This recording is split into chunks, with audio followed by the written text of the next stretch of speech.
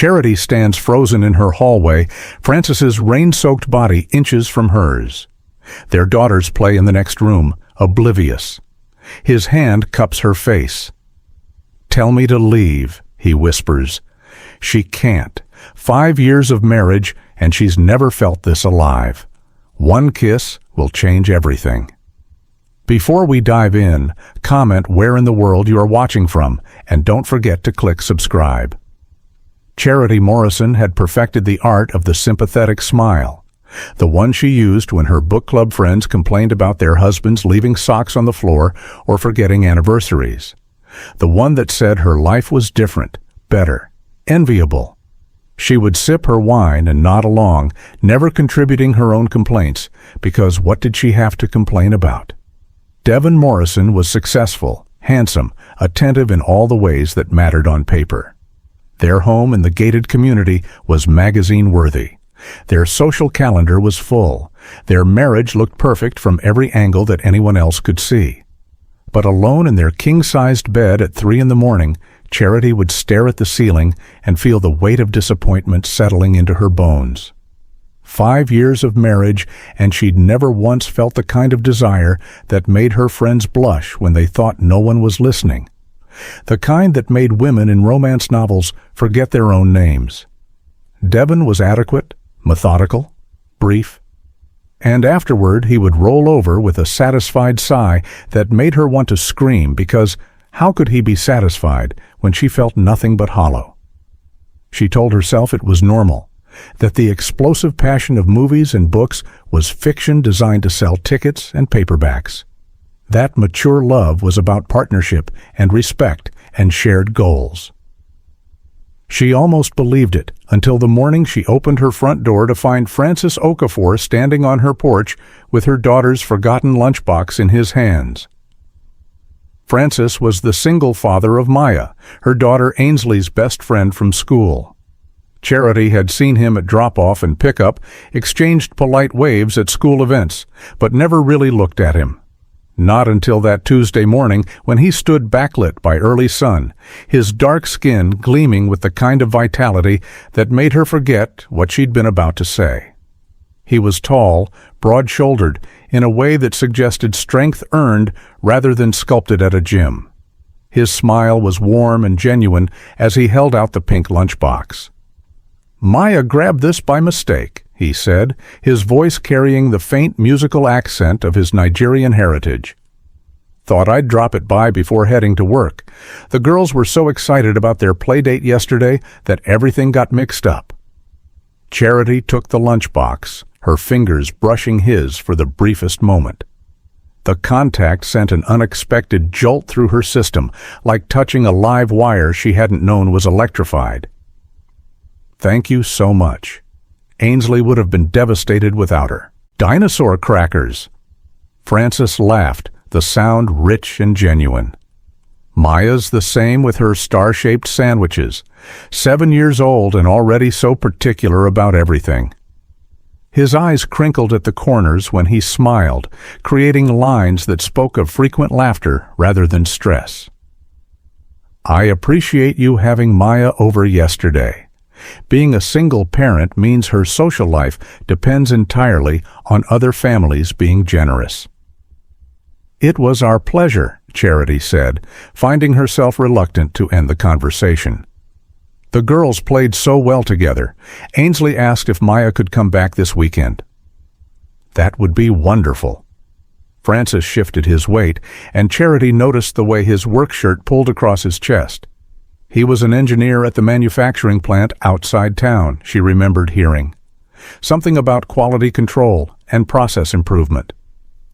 "I'm working Saturday morning, but I could drop her off around noon if that works."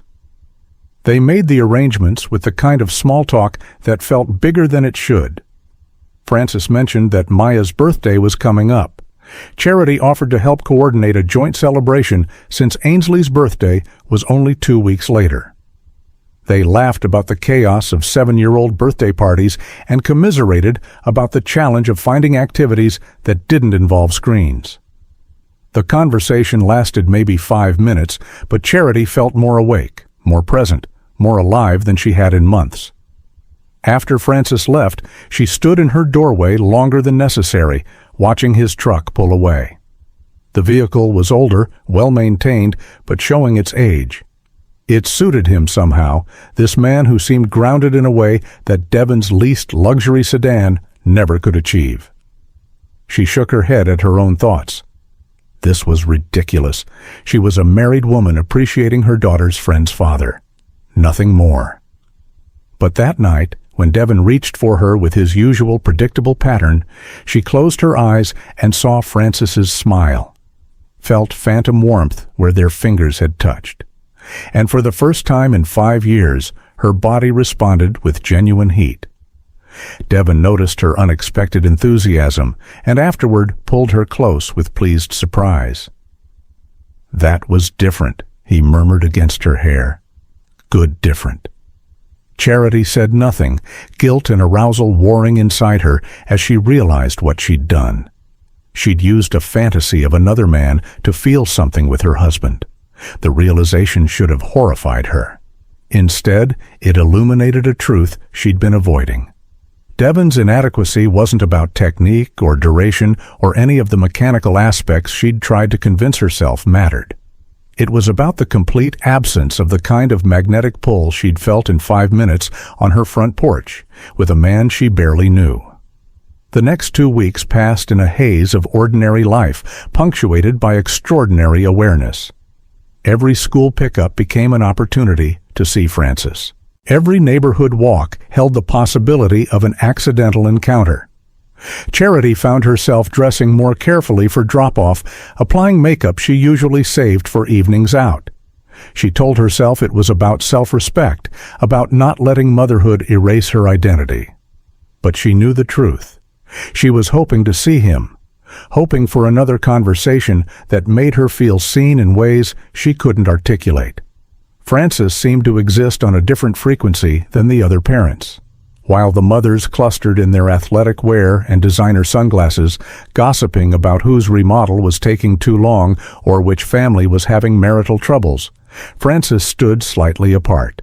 He was always friendly when approached, but he didn't seek out connection. His focus was entirely on Maya, this beautiful little girl with her father's smile and her late mother's eyes. Charity had learned through playground conversation that his wife had died in a car accident when Maya was 3. 4 years of single parenting, of being both mother and father, of rebuilding a life from grief. The respect she felt for him deepened every time she watched him braid Maya's hair with practiced fingers, or patiently explain something about clouds or birds or whatever question his curious daughter had asked. He was present in a way that made Devon's distracted parenting seem even more hollow. Devon loved Ainsley, but he loved her around his schedule, his needs, his priorities. Francis had rearranged his entire life to center his daughter. The difference was impossible to ignore. Saturday arrived with the kind of golden autumn weather that made the neighborhood look like a postcard. Charity had spent the morning preparing for Maya's visit with more care than usual. Fresh cookies cooling on the counter. Art supplies organized on the kitchen table. The backyard cleaned and ready for whatever adventures the girls invented. Devon was playing golf, his usual Saturday ritual. She'd stopped asking to join him years ago, tired of being the wife who sat in the clubhouse while the men bonded over 18 holes. When Francis's truck pulled into her driveway at noon, Charity's heart kicked against her ribs with an intensity that felt dangerous. She opened the door before he could knock, smiling at Maya, who clutched a stuffed elephant and a backpack covered in rainbow stickers. "Thank you again for having her," Francis said, Maya already racing inside to find Ainsley. "I should be done by 4. I'll text before I head over." "Take your time," Charity said. "They'll be fine. Honestly, they'll probably wish they had more time when you get here." Francis hesitated, shifting his weight in a way that suggested nervousness. "I wanted to ask you something. Maya's birthday party is next Saturday at the park. I'm doing pizza and a treasure hunt. Nothing fancy. Maya specifically requested that Ainsley come, and I'd love to have you there too. Devon's welcome, of course, and it would help. To have another adult since I'm handling 7 kids solo." The invitation shouldn't have felt momentous, but Charity's pulse quickened anyway. "We'd love to come. Devon might have plans, but Ainsley and I will definitely be there." "Great." Francis's smile transformed his entire face, and Charity felt that pull again, that magnetic attraction she'd never experienced with such intensity. "I should warn you, my party planning skills are questionable. YouTube has been my primary resource." "I'm happy to help if you need anything," Charity offered. "I've done a few birthday parties. I know the chaos." They stood on her porch for another moment, the conversation finding natural pauses that neither seemed eager to fill with goodbye. Charity noticed details she'd never seen before. The small scar above his left eyebrow. The way his hands were scarred from work but meticulously clean. The gold chain around his neck that disappeared beneath his collar. She wondered if it held a wedding ring, if he still wore the symbol of his lost wife close to his heart.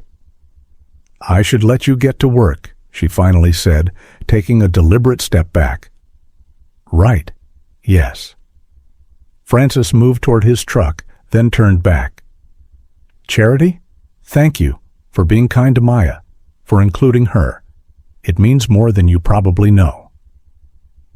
After he drove away, Charity stood in her doorway with her hand pressed to her chest, feeling her heart race with a combination of excitement and terror. This was dangerous territory. This awareness of another man, this attraction that felt more real than anything she'd experienced with her own husband. She should shut it down, focus on her marriage, remember her vows. But that night, lying next to Devon's sleeping form, she couldn't stop thinking about Francis, about the warmth in his eyes when he talked about his daughter, about the strength in his hands and the gentleness in his smile. About how completely inadequate her marriage bed felt when her mind was full of possibilities she had no right to imagine. The week crawled by with excruciating slowness. Charity threw herself into party planning with an enthusiasm that made Devon raise his eyebrows. "It's not even our daughter's birthday," he pointed out when she came home with bags full of decorations and supplies. "I'm just helping Francis," she said, arranging everything on the dining table. "He's doing this alone, and it's overwhelming." Devon glanced at the elaborate spread with obvious skepticism. "Seems like a lot for someone else's kid's party." "Maya's Ainsley's best friend. I want to help make it special." The defensiveness in her voice surprised her. Devon held up his hands in surrender, already losing interest as his phone buzzed with a work email. Charity watched him disappear into his study and felt the familiar emptiness settle around her.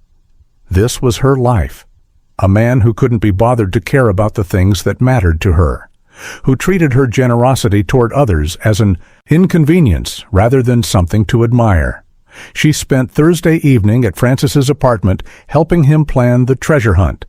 The place was small but immaculate, decorated with Maya's artwork and photographs that told the story of a little girl being raised with extraordinary love. Francis made them tea, and they sat at his kitchen table, mapping out the park, creating clues that would challenge the kids without frustrating them. They laughed over ridiculous rhyme schemes and debated whether 7-year-olds could handle directional challenges. "You're really good at this," Francis said, watching her sketch out the final clue. "Maya's going to be so excited." "I love this kind of thing," Charity admitted. "Making moments special for kids. Devon thinks I'm ridiculous, but I don't care." Something shifted in Francis's expression. He should appreciate it. Appreciate you. The effort you put into making people feel loved. The simple words hit Charity with unexpected force. When was the last time Devon had appreciated her for anything beyond keeping the household running smoothly? When had he last noticed the 1,000 small ways she created warmth and joy for their family? She felt tears prick her eyes and blinked them back quickly. "Sorry," Francis said immediately. "That was out of line. I don't know your marriage." "No, you're right." The admission came before she could stop it. He doesn't appreciate it, or me, or anything that doesn't directly benefit him. The silence that followed felt heavy with unspoken truths. Frances reached across the table and squeezed her hand briefly. "You deserve better than that." The touch was brief, comforting, completely appropriate. But Charity felt it everywhere. In her hand, in her chest, in the places that had been numb for so long. She pulled back gently, standing up with forced brightness. "I should get home. Devon will wonder where I am." Frances walked her to the door, maintaining careful distance. "Thank you for tonight, for all of this. Maya's party is going to be perfect because of you." Driving home through dark streets, Charity gripped the steering wheel and tried to understand what was happening to her. She wasn't having an affair. She hadn't done anything wrong. But she was feeling things for Frances that she'd never felt for Devon. This pull, this hunger, this sense that she was finally waking up after years of sleepwalking through her own life. Saturday arrived with Maya's birthday party and weather that couldn't have been more perfect. The park was full of children's laughter, parents chatting on benches, the organized chaos of celebration. Charity had arrived early to help Frances set up, while Devon had texted that something came up at work. Again. She'd stopped being surprised by his absences. The treasure hunt was a massive success. 7 little girls racing through the park following clues, shrieking with delight at each discovery. Maya's face glowed with pure joy, and Frances watched his daughter with an expression that made Charity's throat tight. This was what love looked like. Not the distant approval Devon offered, but this complete devotion. This willingness to be silly and present and fully engaged in another person's happiness. After the cake and presents, after the other parents had collected their exhausted children, Charity helped Frances clean up. Maya and Ainsley played on the swings, their laughter carrying across the park. The late afternoon sun painted everything gold, and Charity felt suspended in a moment that seemed too perfect to be her real life. "I couldn't have done this without you," Frances said, loading trash bags into his truck. "Seriously, you made this day magical for her."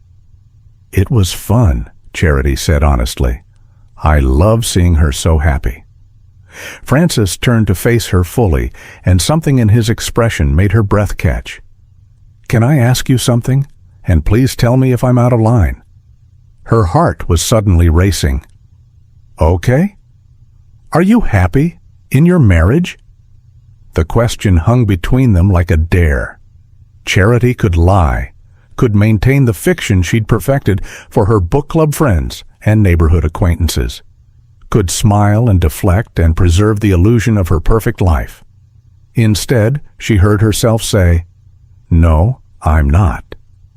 Frances nodded slowly, as if he'd suspected, but needed confirmation. "I'm sorry." "It's not his fault," Charity said, the words tumbling out now that the dam had broken.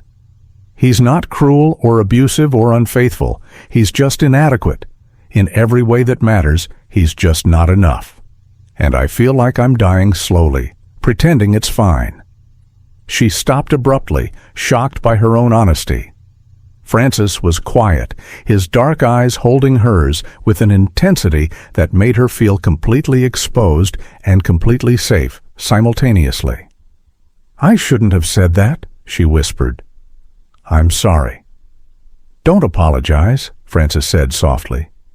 "I asked, and I think you needed to say it." "Why did you ask?" He was quiet for a long moment, weighing something.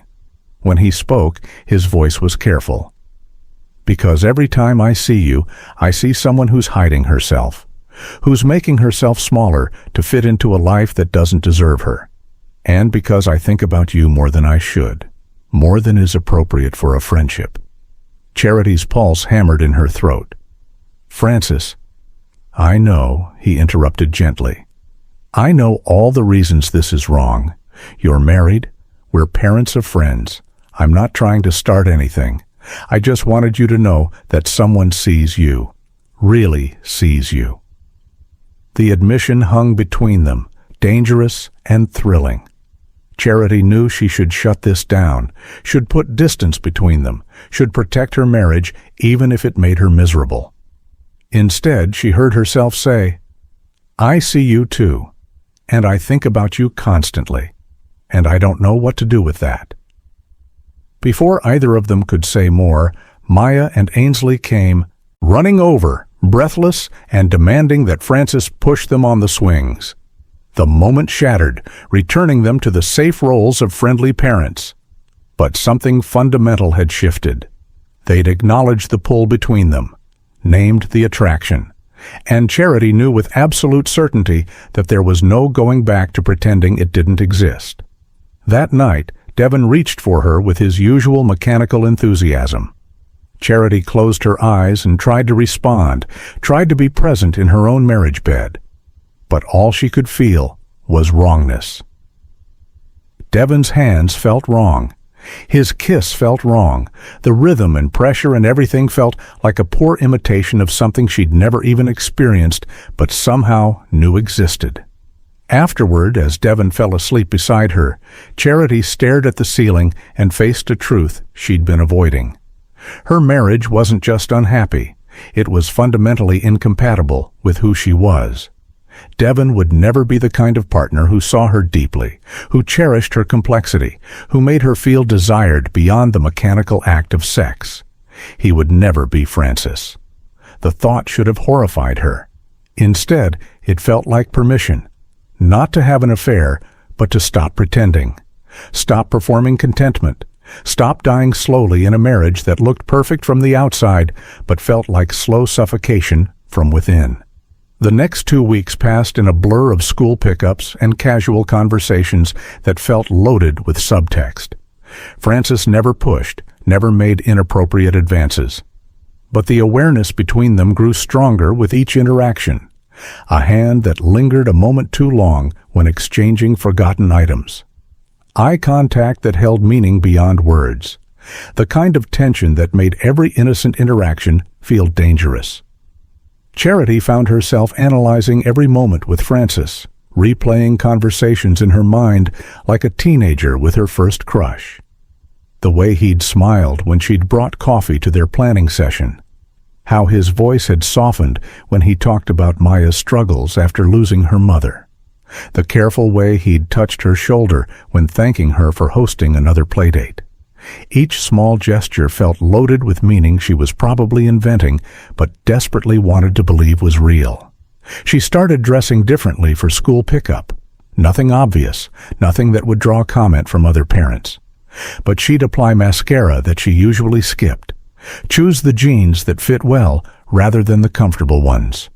Wear her hair down instead of in the practical ponytail that had become her default. Small changes that made her feel seen. That made her feel like a woman rather than just a mother and wife. Frances noticed. She could tell by the way his eyes would find her in the pickup line, holding her gaze for just a moment longer than necessary. By the way his smile would widen when she approached. By the careful way he'd create opportunities for conversation, asking her opinion on Maya's reading level or whether she thought a certain birthday gift was appropriate. Every interaction felt like they were speaking two languages simultaneously. The surface conversation about children and schedules, and the deeper dialogue happening in glances and pauses and unspoken acknowledgement of this thing growing between them. The guilt was a constant companion now. Charity would lie awake at night, Devon snoring softly beside her, and mentally catalog all the ways she was betraying her marriage. She hadn't kissed Frances again, hadn't crossed any clear physical line. But emotionally, she was already gone. Her heart had moved out of her marriage and set up residence in fantasies of what life could be like with a man who actually saw her. She tried to convince herself this was normal, that married people developed crushes all the time, that feeling attracted to someone else didn't mean she had to act on it, that these feelings would fade if she just ignored them long enough. But every time she saw Frances, every time he smiled at her, or their hands brushed, or she caught him watching her with barely concealed desire, the attraction intensified rather than diminished. What made it worse, or perhaps better, she couldn't decide, was that Francis was genuinely good. He wasn't pursuing her aggressively or trying to sabotage her marriage. He maintained appropriate boundaries even as his eyes told her he wanted to cross them.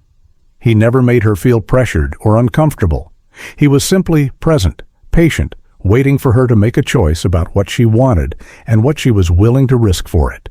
Charity started researching divorce lawyers during Ainsley's afternoon naps, feeling sick to her stomach as she read about custody arrangements and asset division. The practical realities of ending her marriage felt overwhelming. The house was in both their names. Their finances were completely entangled. Ainsley loved her father even if his version of parenting was distant and distracted. How could Charity blow up their family's life because she'd developed feelings for another man? But late at night, when Devon reached for her with his usual perfunctory efficiency, Charity would close her eyes and imagine Francis's hands instead. She'd think about that kiss in her hallway, about the barely restrained hunger in his eyes, about how completely different it felt to be desired by someone who actually saw her. And she'd respond to Devon's touch with an enthusiasm that had nothing to do with him and everything to do with the fantasy playing in her mind. The duplicity should have disgusted her. Instead, it felt like survival, like the only way she could endure intimate contact with a husband who had never once made her feel the way Francis did with a single look. Devon noticed her increased responsiveness and seemed pleased, never questioning the sudden change. He probably thought she'd finally matured into accepting that passion was for movies and real marriage was about comfortable routine. Meanwhile, Francis was fighting his own battles. He'd catch himself thinking about Charity at work, her laugh interrupting his concentration during quality control reviews. He'd find excuses to text her, sending photos of something Maya had made with a message asking if Ainsley would want to try the same craft. Simple, innocent communications that gave him a reason to connect with her throughout the day. His colleagues noticed his distraction. "You've been smiling more lately," his supervisor observed one afternoon. "Everything okay at home?" "Yeah," Francis had replied, not quite lying. Everything was okay. Better than okay. Maya was thriving with her friendship with Ainsley. He was managing single parenthood with more confidence than he'd felt in years. And there was this woman who made him remember what it felt like to want something beyond just surviving each day. The fact that she was married was a complication he tried not to think about too much. But late at night, after Maya was asleep, Francis would sit on his small balcony and think about Charity, about the sadness he saw in her eyes when she thought no one was watching, about how she came alive during their conversations, like she was finally allowing herself to be fully present, about that kiss in her hallway that had confirmed every suspicion he'd had about the connection between them. He told himself he should back off, that pursuing a married woman was wrong regardless of how unhappy that marriage appeared to be, that he was risking his daughter's friendship and his own integrity by continuing to feed this attraction. But then he'd see Charity at pickup, would watch her force a smile for her book club friends while her eyes remained hollow, would notice how she seemed to shrink when Devon appeared at school events. And he'd know that backing off wasn't the answer. She deserved better, deserved to be cherished rather than tolerated, deserved to feel desired with the intensity he felt every time he looked at her. Whether he was the right person to give her, that was a different question. But he could at least show her that it existed, that her hunger for genuine connection wasn't excessive or unrealistic, that somewhere in the world was someone who could meet her depth with his own. Charity's friends noticed her distraction. "You seem different lately," her book club companion Sarah observed over coffee. "Happy almost. What's changed?" Everything, Charity thought, absolutely everything. But she smiled and deflected, making vague comments about fall weather and new exercise routines. She couldn't explain that she was waking up, that a man who wasn't her husband had made her remember what it felt like to be desired, to be seen, to matter beyond her function as wife and mother. Devon noticed too, but in his typical fashion, he noticed only what affected him. "You've been different in bed lately," he said one morning over breakfast. "More responsive. It's nice." Charity stirred her coffee and said nothing. How could she tell him that she was more responsive because she was imagining someone else? That his touch only worked when she pretended it was Frances's hands exploring her body. The guilt was overwhelming, but not overwhelming enough to stop. The breaking point came on a rainy Thursday afternoon. Charity had picked up both girls from school and taken them to her house for an impromptu playdate. Frances was working late, and she'd texted to say she'd keep Maya until he was done. Devon was traveling for work, which meant the house felt peaceful instead of tense. She made the girls hot chocolate and set them up with a craft project, then settled in the living room with a book she'd been meaning to read. The rain drummed against the windows, creating the kind of cozy atmosphere that made her feel almost content.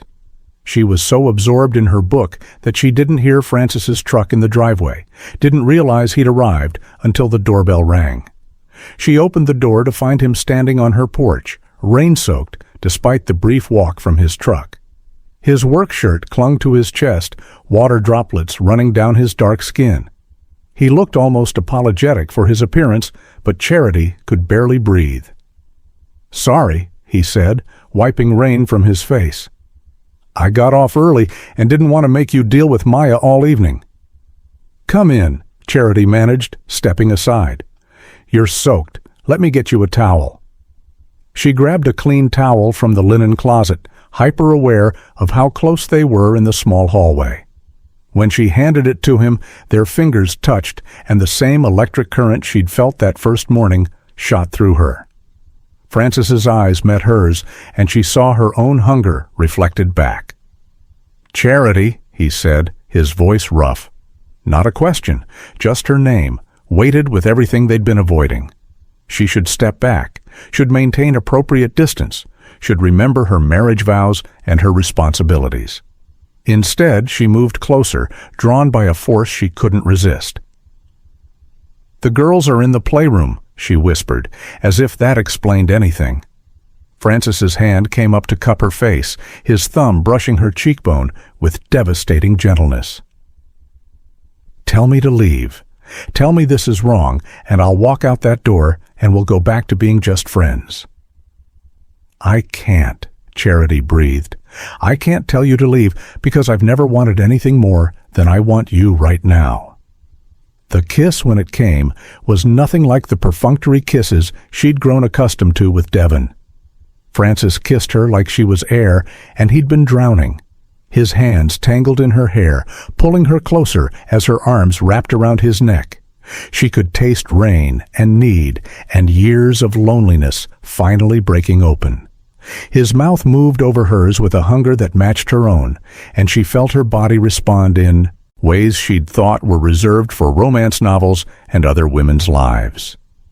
When they finally broke apart, both breathing hard, Charity pressed her forehead to his chest and tried to remember how to think. "This is insane," she whispered. "The girls are right in the other room. Devon could call. This is wrong in every possible way." "I know." Frances's arms tightened around her. "I know all of that. But Charity, I haven't felt this alive since before my wife died. You make me remember what it's like to want something beyond just surviving each day." She pulled back to look at him, seeing raw vulnerability in his face. "What are we doing?" "I don't know," he admitted. "But I know I can't keep pretending. I can't keep standing next to you at school pickup and pretending my heart doesn't race. I can't keep having these casual conversations when all I want is to know everything about you. What you think about at 3 a.m, what makes you laugh when no one's watching, what you dream about when you let yourself dream." Before Charity could respond, Maya's voice called from the playroom. "Daddy, are you here?" They stepped apart quickly, Frances running the towel through his hair while Charity tried to smooth her rumpled clothes. Maya appeared in the hallway, Ainsley right behind her, both girls oblivious to the charged atmosphere. "Can Maya sleep over?" Ainsley asked immediately. "Please, we're having so much fun, and we want to have breakfast together tomorrow." Charity looked at Frances, who seemed to be leaving the decision to her. "If it's okay with your dad," she said carefully. "I don't have clothes," or Maya started, but Ainsley was already pulling her back toward the playroom. "You can wear my clothes. We're the same size. Please, Daddy?" Frances smiled at his daughter's enthusiasm. "Okay, but you have to promise to listen to Mrs. Morrison and go to bed when she says." The girls squealed with delight and disappeared back into the playroom. Frances and Charity stood in the hallway, the weight of what had just happened settling between them. "I should go," Frances said quietly, "before I do something else incredibly stupid." "That wasn't stupid," Charity said, surprising herself with the firmness in her voice.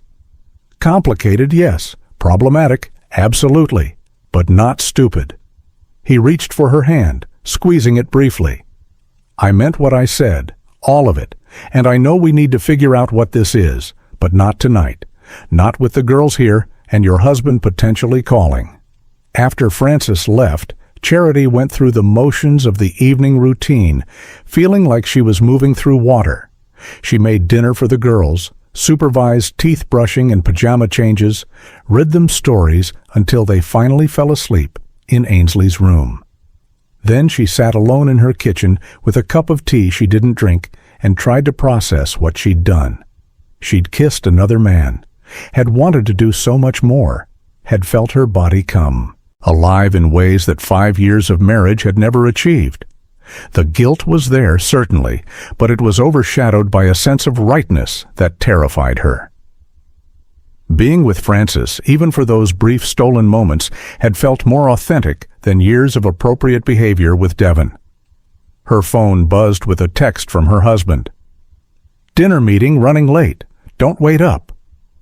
The casual dismissal of her existence, the assumption that she'd simply accommodate his schedule, ignited something in Charity that had been building for weeks. She picked up the phone and called him. "Hey, babe," Devon answered, restaurant noise in the background. "What's up?" "Are you happy?" The question came out more forcefully than she'd intended. There was a pause. "What kind of question is that? I'm in the middle of—" "I don't care what you're in the middle of," Charity interrupted. "I'm asking if you're happy. In our marriage? With me? With this life we've built?" "Charity, this isn't the time for whatever emotional crisis you're having. I've got clients here." "When is the time, Devon? When do we ever talk about anything real? When do you ever see me as more than the person who keeps your life running smoothly?" She could hear his frustration through the phone. "I don't know what's gotten into you lately, but we'll talk about this when I get home. I have to go." He hung up before she could respond. Charity stared at her phone, feeling the last threads of her denial finally snapping. Devon wasn't going to change.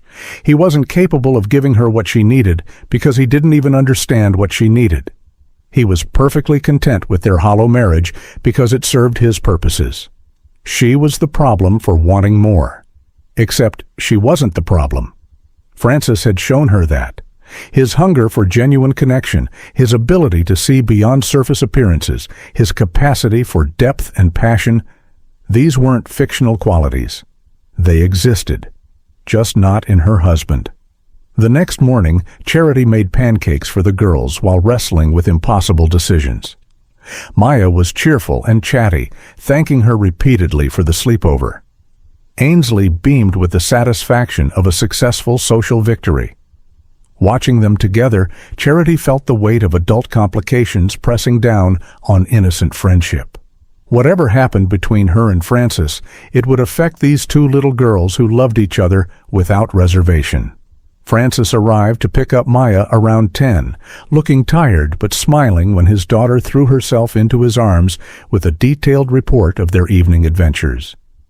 He met Charity's eyes over Maya's head, and she saw her own uncertainty reflected back. They needed to talk, but not here, not with the girls listening. "Thank you again," he said formally, helping Maya gather her things. "I appreciate you taking her on such short notice." "Any time," Charity replied, matching his tone. "The girls are always welcome to have sleepovers." After they left, Charity cleaned up breakfast with mechanical efficiency while her mind raced. Devon would be home that afternoon. They needed to have a real conversation about their marriage, one that didn't end with him dismissing her concerns as emotional instability.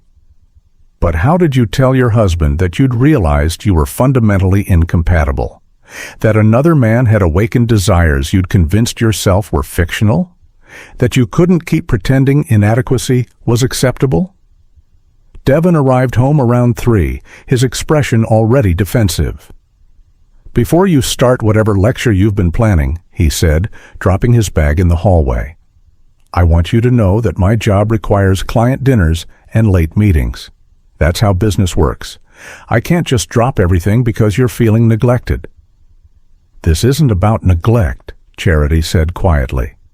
"It's about the fact that we're living parallel lives. You have your work, your golf, your routines. I have the house and Ainsley and a marriage that exists only on paper." Devon's jaw tightened. "That's dramatic even for you. We have a good life, Charity. Nice house, financial security, a healthy kid. What more do you want?" "I want to feel something," she said, her voice rising despite her intention to stay calm. "I want to be seen as more than the person who manages your household. I want passion and connection and depth. I want to matter to you beyond my function." "This is about sex," Devon said flatly. "You're upset because I'm not some romance novel hero. That's childish, Charity. Real marriages aren't about constant passion. They're about partnership and stability." "Our partnership is one-sided," Charity shot back, "and our stability is just stagnation with a prettier name. When was the last time you asked me what I wanted, what I dreamed about? When did you last look at me with genuine desire instead of just convenience?" Devon ran his hands through his hair, frustration evident in every line of his body. "I don't know what you expect me to say. I work hard to provide for this family. I'm faithful. I'm present when I can be. If that's not enough, maybe the problem isn't me." The accusation hung between them, and Charity felt something inside her finally break. "You're right," she said quietly. "The problem isn't you. It's us. We're fundamentally wrong for each other, and I've spent 5 years pretending that was okay." "So what are you saying?" Devon's voice carried an edge of panic now. "You want a divorce because I'm not passionate enough?" "I'm saying I want to feel alive," Charity replied. "And I can't do that in this marriage. I've tried. I've convinced myself that mature love is supposed to be calm and predictable. But I've realized that's just code for dead. Our marriage is dead, Devon. It's been dead for years, and we've both been too comfortable to admit it." Devon stared at her like she'd grown a second head. "This is insane. You can't just blow up our lives because you're having some kind of midlife crisis. Think about Ainsley. Think about what divorce would do to her." "Ainsley deserves to see her mother happy," Charity said. "She deserves to grow up understanding that marriage should be built on genuine connection, not just convenience and obligation. I'm not doing her any favors by modeling a loveless relationship." The argument continued for another hour, circular and exhausting. Devon alternated between anger and attempted negotiation, offering to go to counseling, to plan more date nights, to make changes he couldn't specifically articulate. Charity remained firm, a clarity settling over her that felt both terrifying and liberating. She couldn't go back to pretending. Francis had shown her what genuine attraction felt like, and she couldn't unsee the hollowness of her marriage. They agreed to sleep in separate rooms while they figured out next steps. Devon retreated to his study with his laptop and phone, already detaching in the way he'd perfected over years of avoiding emotional complexity. Charity sat in Ainsley's room, watching her daughter sleep, wondering how to explain to a 7-year-old that her family was about to fundamentally change. The next few weeks passed in a fog of logistics and difficult conversations. Charity told her book club friends she needed space, unable to face their judgment or unsolicited advice. She met with a divorce attorney who outlined the process with clinical efficiency. She had conversations with Ainsley that broke her heart but felt necessary.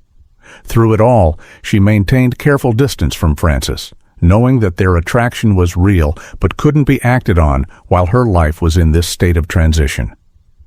Frances respected her space while making it clear he wasn't going anywhere. He sent brief texts checking on her. He arranged playdates between the girls that gave Charity breaks when she needed them. He never pushed, never demanded answers about where they stood.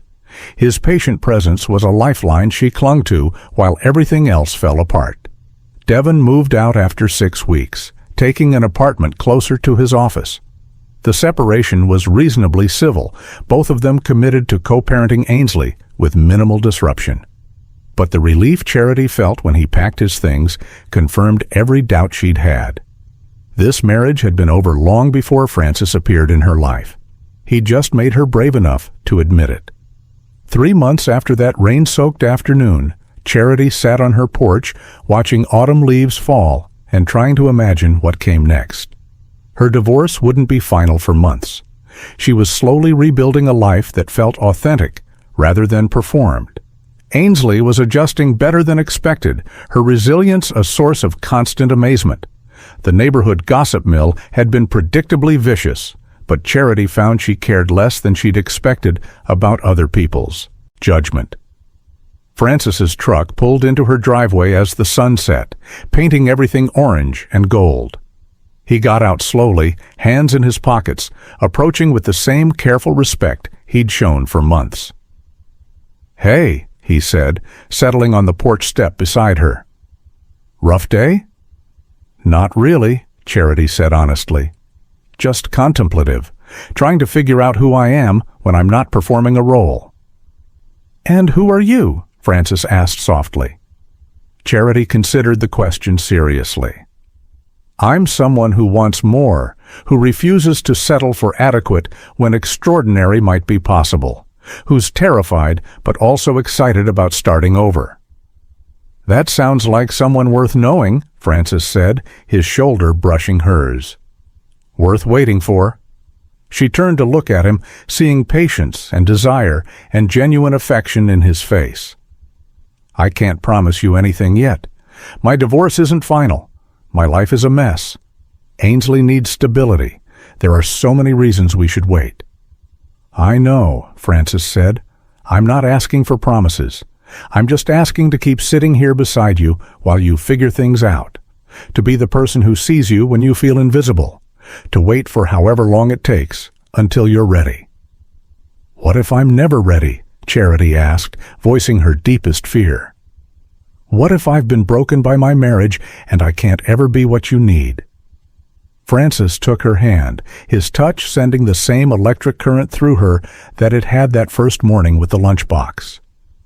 "You're not broken, you're just waking up, and I'm not going anywhere while you do."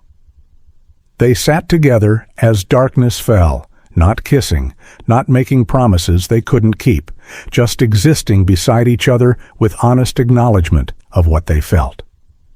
It wasn't the explosive passion of movies or the neat resolution of romance novels.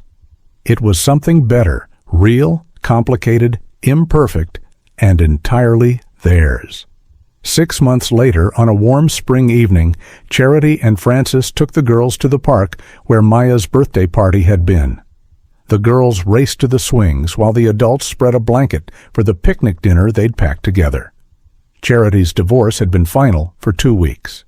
Frances hadn't pushed for anything more than friendship during the long months of her transition, but the awareness between them had only grown stronger.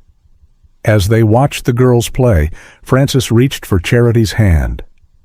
"I've been patient," he said quietly, "and I'll keep being patient if that's what you need. But I want you to know something." "What?" Charity asked, her heart already racing. "I'm in love with you," Frances said simply. "I have been since probably that first morning with the lunchbox. You make me want to be brave enough for a second chance at happiness. You make me believe that life after loss can be even more beautiful because of what we've survived."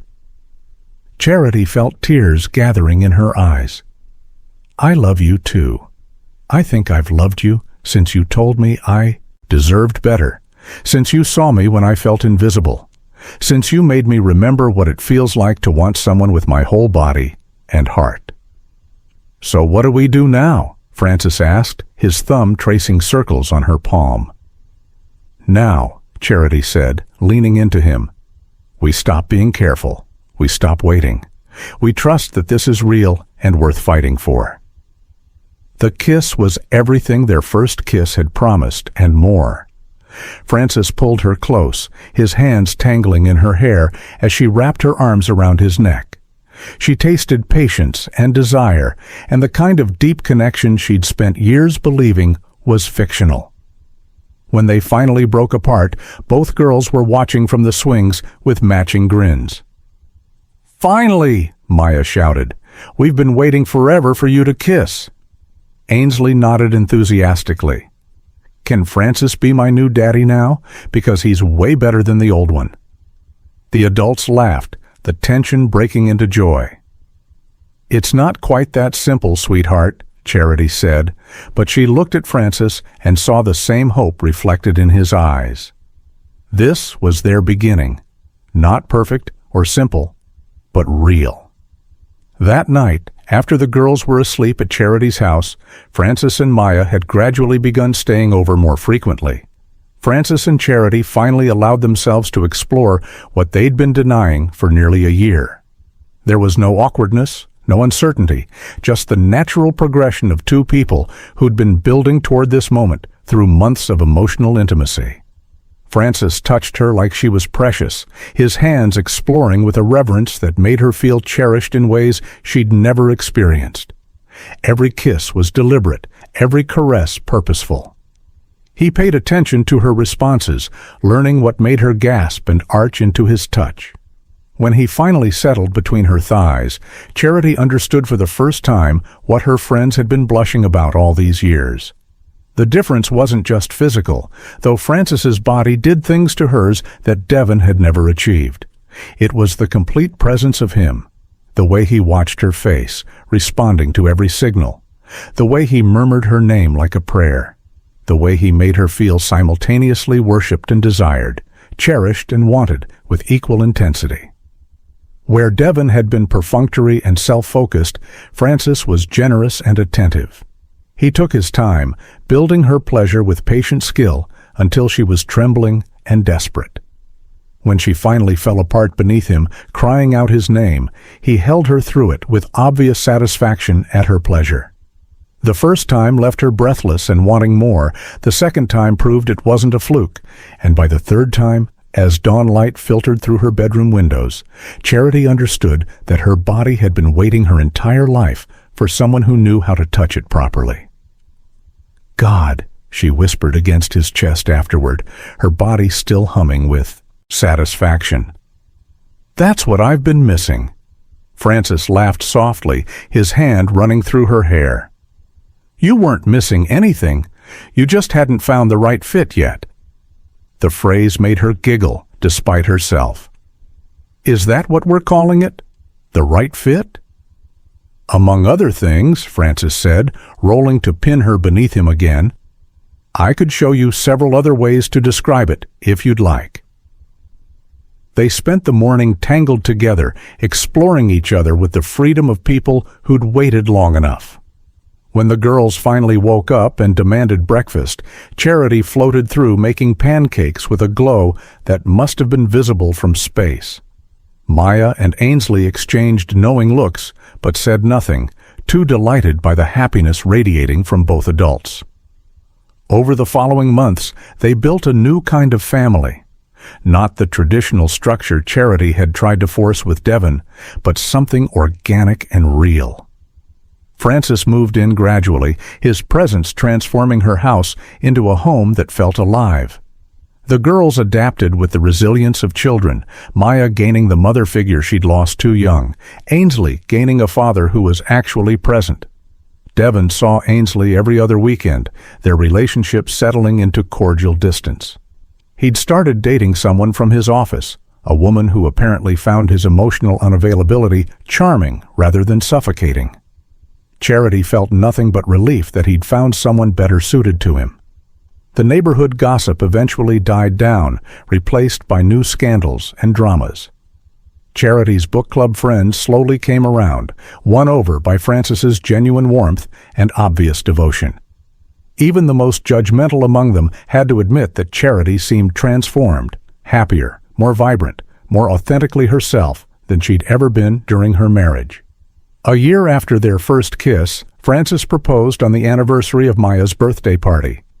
The girls had insisted on helping him plan, which meant the proposal involved a treasure hunt through the park, leading Charity to a picnic area decorated with flowers and photographs of their journey together. Both girls stood beside him when he dropped to one knee, their beaming faces making it clear this was a family decision. "Charity Morrison," Frances said, holding a simple but beautiful ring. "You've taught me that endings can become beginnings. That loss doesn't mean we stop deserving love. That patience and timing and choosing each other every day is what builds something real. Will you marry me?" "Yes," Charity said through happy tears. "Yes to all of it, to choosing you, to building this beautiful, complicated family, to everything we've become together."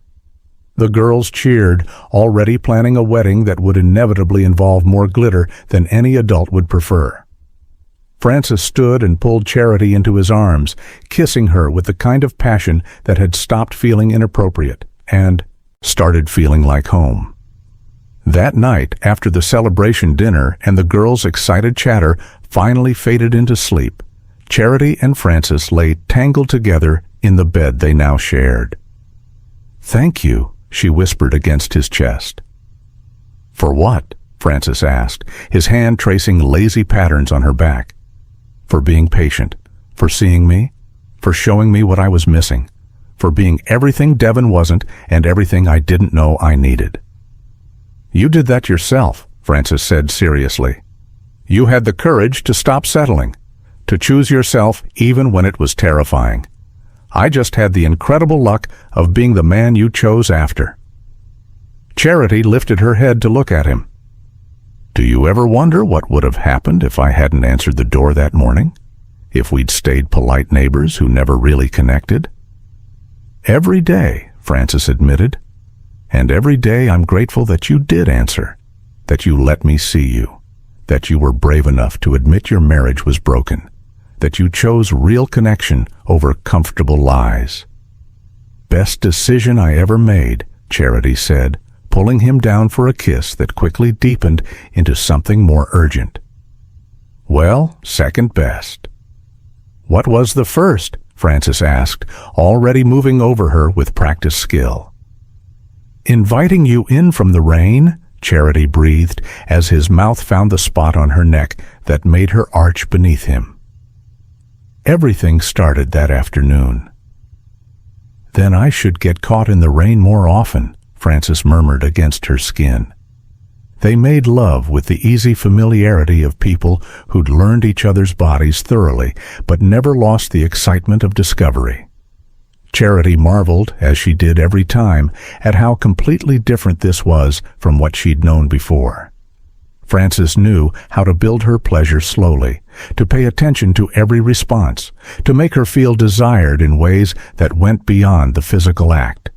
Where Devon had been adequate at best, Frances was extraordinary. Not because of pure physicality, though that was certainly part of it, but because he approached their intimacy with the same devotion he brought to everything involving her. He wanted her pleasure as much as his own, watched her face to learn what made her gasp and moan, took his time ensuring she was completely satisfied before seeking his own release. The difference was night and day, and Charity sent a silent thanks to whatever force had brought this man into her life. Afterward, as they lay catching their breath, Frances pulled her close. "I love you," he said simply. "I love your courage and your kindness and the way you love our girls. I love how you've built this family from broken pieces. I love everything about you." "I love you too," Charity whispered. "Thank you for waiting for me, for being patient while I figured everything out, for showing me what I deserved." "You showed yourself," Frances corrected. "I just had the privilege of being here when you did." 6 months later, they married in a small ceremony attended by close friends and family. The girls served as flower girls and ring bearers, their joy palpable as they officially became sisters. Charity wore a simple white dress and smiled through happy tears as Frances promised to love her through every season, every challenge, every joy. His vows were honest and specific, promising patience and passion, support and desire, partnership and devotion. When they kissed as husband and wife, Charity felt complete in ways she'd never imagined possible. This was what marriage was supposed to be. Not performance or obligation, but genuine connection between two people who chose each other deliberately and continuously, who built something real from honest acknowledgement of need and desire and love. At the reception, as they danced to a song Frances had chosen specifically for her, Charity looked around at their assembled family. Both girls were attempting to teach Devon's girlfriend how to do some complicated dance move. Her book club friends were chatting with Frances's colleagues from work. Mrs. Chen beamed from her table like a proud grandmother. This mismatched, imperfect, beautiful family they'd created from the ruins of what came before. "Happy?" Frances murmured against her ear. "Beyond happy," Charity said honestly. "Fulfilled, complete. Like I finally understand what I was missing all those years." "And what was that?" Frances asked, spinning her gently. "You," Charity said simply. "I was missing you, missing this, missing the knowledge that real love exists, and I deserve it." "You deserve everything," Frances said seriously, "and I plan to spend the rest of my life making sure you know it."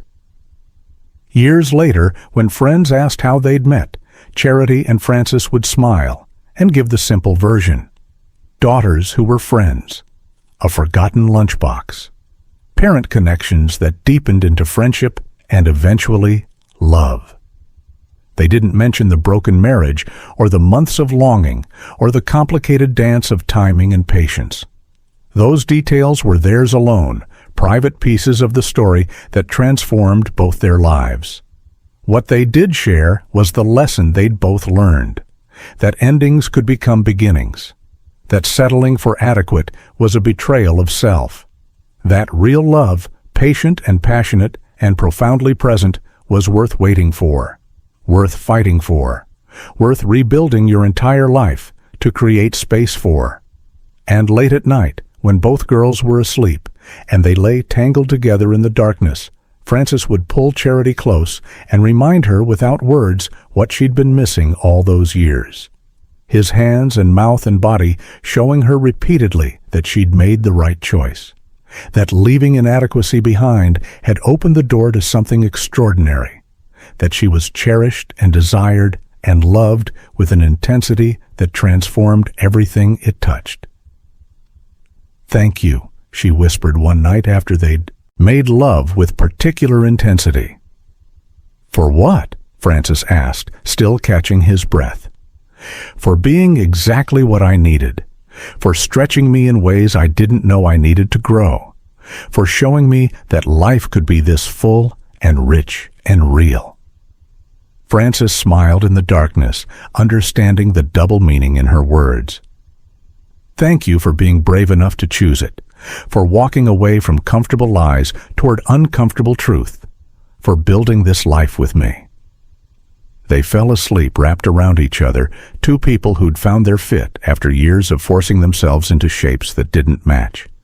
And in the morning, they'd wake up and do it all again. Choose each other, build their family, love with the kind of depth and passion and presence that transformed ordinary moments into something sacred. This was what Charity had been missing.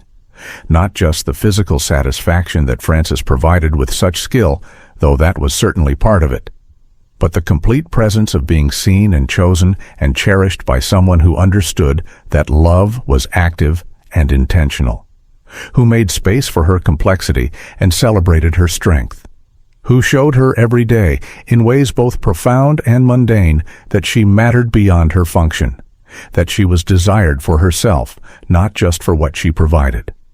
And she'd almost missed it, almost settled for Devon's adequate half-life because she'd convinced herself that passion was fictional, that deep connection was reserved for other women, that she should be grateful for stability, even when it felt like slow death.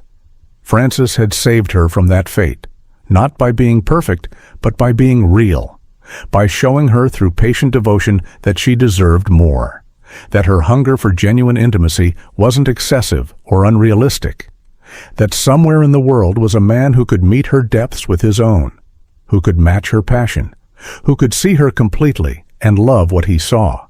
She'd found that man, built a life with him, created a family that felt authentic instead of performed. And every day, every night, every moment they spent together was proof that she'd made the right choice, that leaving behind comfortable inadequacy for uncertain possibility had been the bravest and best decision of her life. The woman who'd opened her door that Tuesday morning to return a forgotten lunchbox was gone. In her place stood someone stronger, braver, more authentically herself, someone who knew her worth and refused to settle, someone who'd learned that real love existed and she deserved every moment of it. And Francis?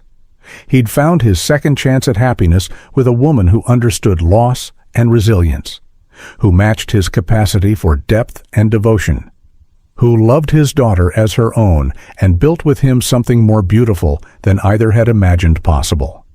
Together, they proved that endings could bloom into beginnings, that patient timing could transform everything, that choosing each other deliberately and repeatedly created the foundation for love that was both passionate and enduring, real and transformative, everything worth having and nothing like what came before.